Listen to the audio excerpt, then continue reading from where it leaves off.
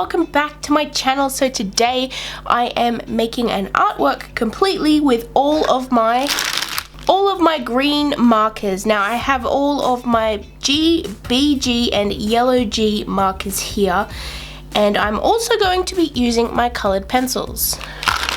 Here I have my Prismacolor Premiers, which are my favorite pencils to use. A lot of them have been very used, but we're just going to grab all of the greens.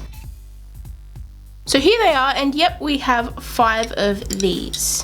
Now we also have some Faber-Castell Polychromo pencils, and I'm just going to grab the greens out of this one. Now, I know I did get these recently, and this green here is very used. The lead kept breaking, so I had to keep sharpening it, so it did end up getting used quite a bit.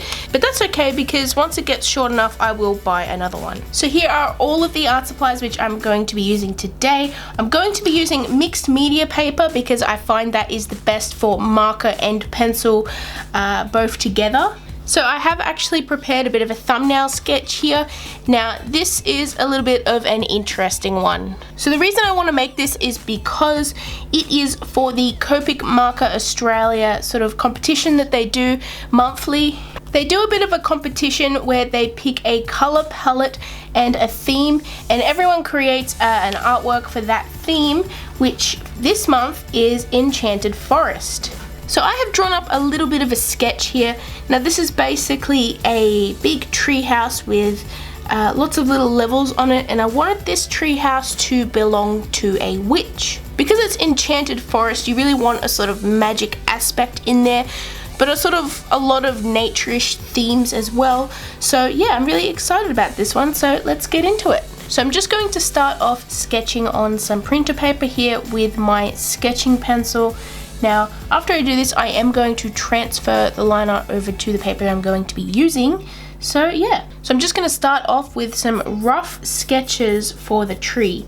Now this tree is going to hold up a whole house, so we want a nice sort of thick trunk, but I am going to have lots of little branches here, and I'm going to have them sort of in like a wiggly sort of texture. I really want this to feel like a magical tree, like a little bit of a fantasy vibe.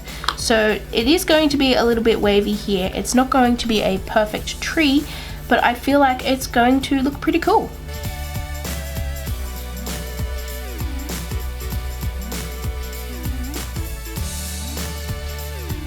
So here are some rough outlines for the branches and the trunk. Now I don't want this to look too symmetrical because I kind of want it to look natural as well. So yeah, now we're just going to be adding some little details here, just some little leaves for the tree, and also other plants sort of framing the artwork and coming in.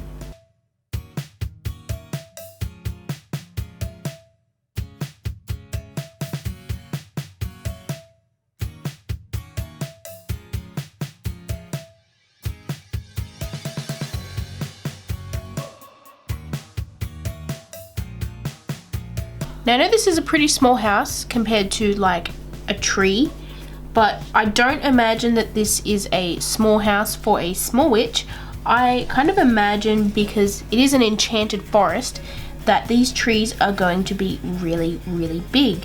So yeah, I'm not exactly sure how I came up with this concept. I feel like it is, I don't know, inspired by witches and nature, that kind of thing. And yeah, I'm actually really happy with the sketch, so I'm going to continue it on and do some more little houses and little witchy items and maybe a cat or two and that kind of thing.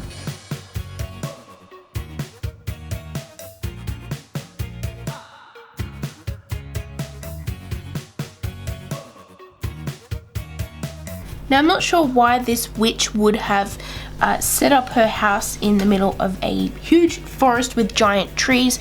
I feel like maybe she's a bit of an antisocial witch. Maybe she didn't like where she lived with all these people, so she moved out to a very remote, faraway forest so she could set up her home and do witchy things in peace without other people interrupting. I feel like that's probably a pretty good backstory for her.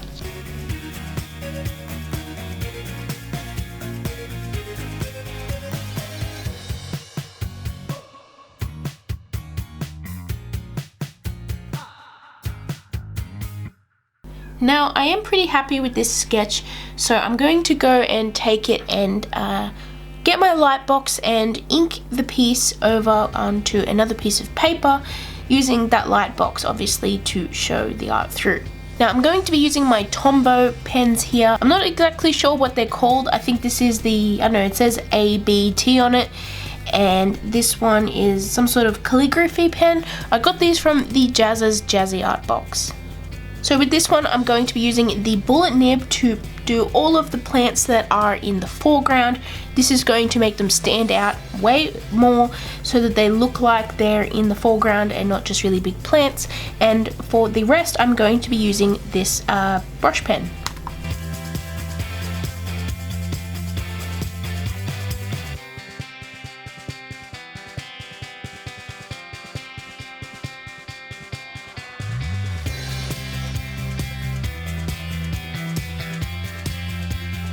I feel like with this sort of style of inking, it is a bit more loose. It has a little bit more of a fluidity to it.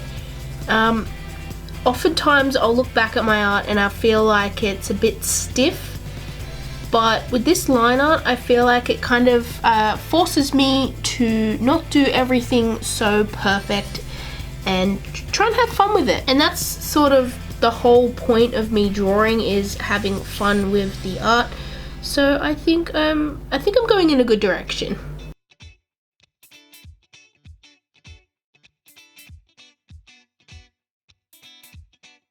Now last time when I used this pen, I used it on different paper and I found that I smudged it a lot with my hands, and I actually had to sort of scan the line art, fix it and reprint it. So I really want to avoid that because my printer is actually not set up at the moment because I have been changing some things around in my art studio. So I really want to avoid using my printer today. So we're going to try and prevent that line art from smudging a little bit. I'm actually going to sit a piece of paper here to try and rest my palm on that, and hopefully that helps.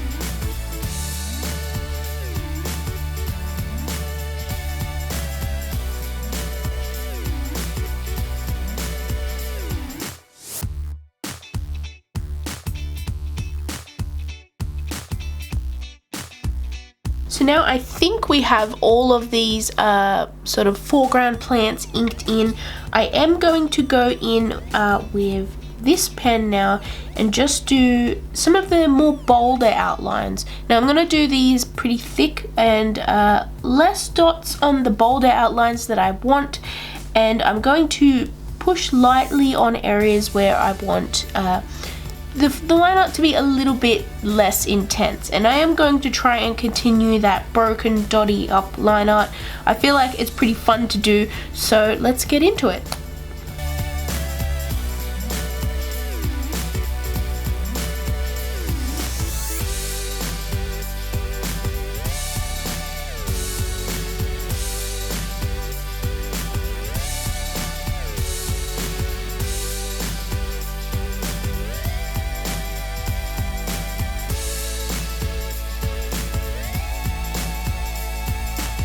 Now this part here is going to obviously be sort of smoke coming out of a potion. So I'm going to have this part very thin and very broken and dotty just to try and, I don't know, give it a little bit of a gassy, smoky look.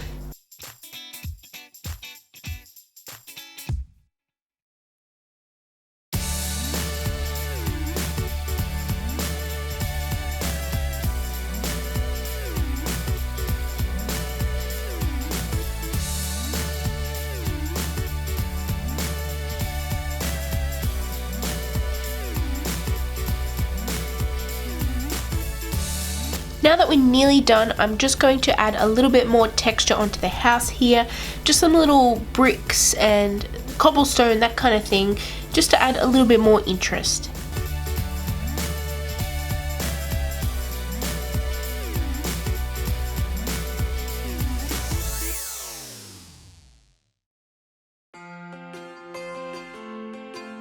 So I really like the look of this line art. I think it looks pretty nice. So let's set up the Copics and color in this bad boy. So here are all my Copic markers, including one Spectrum Noir green marker, as well as my colored pencils. Now going into this, I definitely want to have some parts stand out differently to other parts, especially the house here. I am going to be coloring in everything with green, so I want the house to still look like a house. So I'm going to be using more sort of dirty, sort of earthy green colors for this house here, just to try and get it to stand out a little bit more and make it look like kind of like mossy rock, cobblestone kind of thing for the house. We're going to do a lot of light colors for the background to make it look like the sun is showing through. And yeah, I'm actually going to be moving all of my markers over to this side so that I know which ones I have used and which ones I haven't used. And as for the pencils, I'm going to be using them to add texture and highlights and little details here and there. So without further ado, let's get right into it and color in this artwork.